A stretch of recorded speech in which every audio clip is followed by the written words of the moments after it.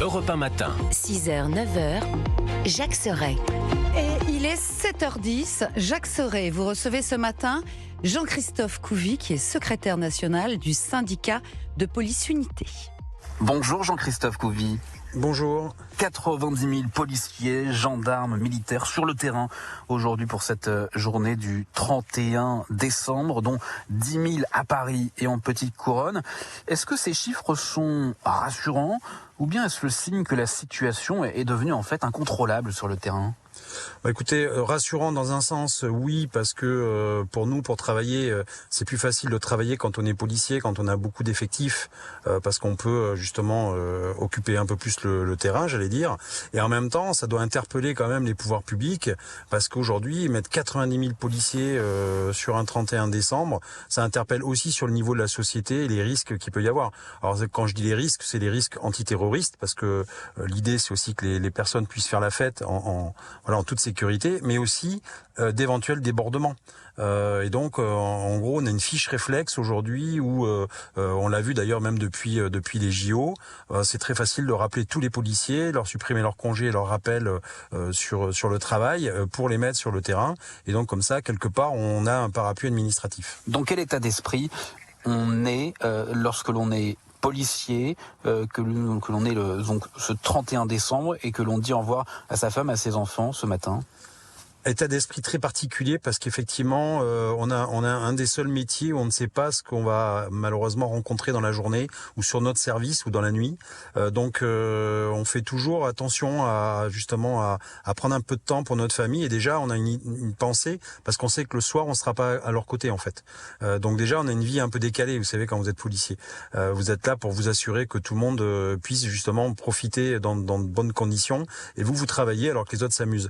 Mais voilà, donc on se prépare aussi peut-être à une éventuelle blessure ou à une nuit très difficile.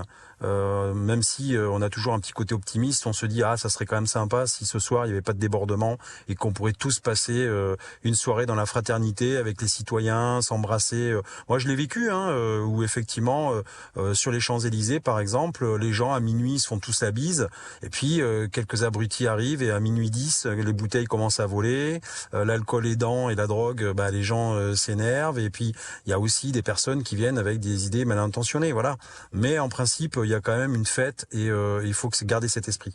Alors, vous parlez des Champs-Élysées où cette année des festivités ont été annulées.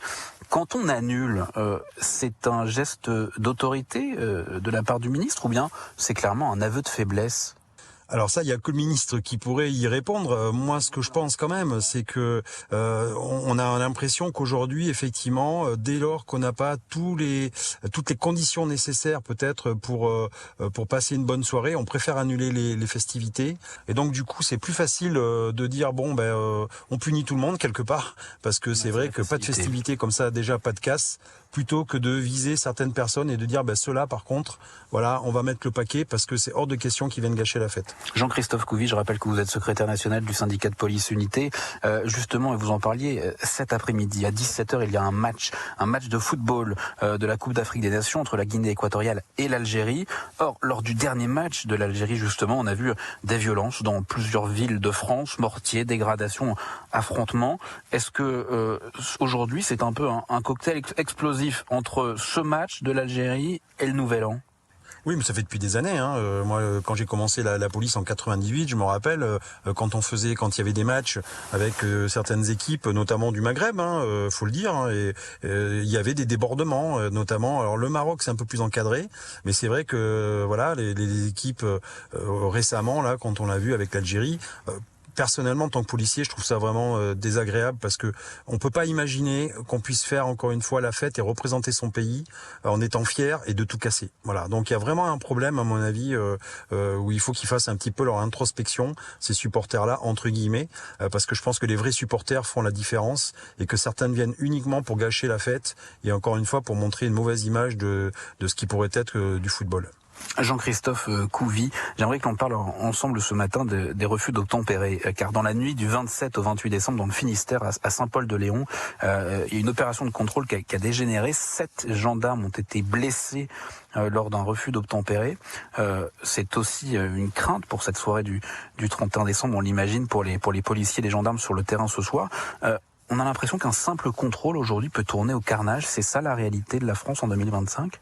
Malheureusement oui, j'allais dire que alors déjà j'ai une pensée pour mes collègues gendarmes aussi parce qu'on fait tous le même métier et on voit bien d'ailleurs que cette plaie, pour moi c'est une plaie dans la société, ne touche pas que les grandes agglomérations, ça touche aussi la campagne, donc il y a vraiment un problème sociétal. Aujourd'hui la mission la plus dangereuse des policiers c'est justement c'est contrôler des véhicules en fait, et ça vraiment c'est une plaie. Ce qu'il faut savoir c'est qu'il y a un refus d'obtempérer sur 5. C'est 20% des refus d'obtempérer qui mettent en danger directement soit les citoyens, soit les policiers. Et ça ne fait qu'augmenter cette proportion. Et donc c'est aggravant. Et effectivement, ça doit interroger aussi les forces politiques pour pouvoir avoir une réaction. Voilà, la société change. On a aujourd'hui des sociopathes, je le dis comme je le pense. On a des personnes qui vivent en dehors des règles de notre société. Et sur cela, on a du mal effectivement à trouver une solution et à essayer, j'allais dire, de les punir et surtout qui ne réitèrent pas. Voilà. Pour conclure, Jean-Christophe Couvy, le chef de l'État, va prendre la parole ce soir lors de ses vœux aux Français. Est-ce que vous attendez un message fort de sa part et qu'est-ce que l'on peut souhaiter aux policiers pour l'année 2026 ? Alors ce que j'attends du président de la République, effectivement, c'est effectivement un message, notamment à l'endroit de la société, pour justement arriver à cette introspection, à savoir qu'il y a une partie de nos citoyens qui ne respectent pas les lois, et qui ne respectent pas les policiers ni l'autorité, et surtout derrière, c'est à être aux côtés des policiers. Voilà, le rôle du chef de l'État, c'est aussi de protéger les policiers, c'est protéger ceux qui protègent, de les accompagner dans leur mission, et nous on attend effectivement au plus haut sommet de l'État cet accompagnement et cette confiance. Voilà. Et 2026, j'espère qu'il y aura beaucoup moins de fonctionnaires de police blessés, que la justice aura la main encore plus lourde qu'elle peut l'avoir aujourd'hui, et surtout qu'on commence à réfléchir à réformer police et justice entre guillemets, parce que c'est toute la chaîne pénale qu'il va falloir repenser à mon avis. Aujourd'hui, le monde change très vite, on le voit, la délinquance progresse notamment avec les réseaux sociaux, les mentalités changent, et on a toujours un système un peu figé, un peu archaïque, très administratif, et je pense qu'il ne répond pas aux attentes de ces sociopathes et de ces citoyens. Donc on le voit dans d'autres pays, on a pu prendre par exemple des peines de prison qui arrivaient très vite, des peines de prison courtes mais très sévères et qui arrivent tout de suite et qui brisent, j'allais dire, l'élan de la délinquance. Et ça, il va falloir vraiment y penser et se jeter dessus. Merci beaucoup Jean-Christophe Couvy, secrétaire national du syndicat de police Unité. Merci d'avoir accepté notre invitation ce matin sur Europe 1. Merci et je vous souhaite un bon réveillon et une bonne année.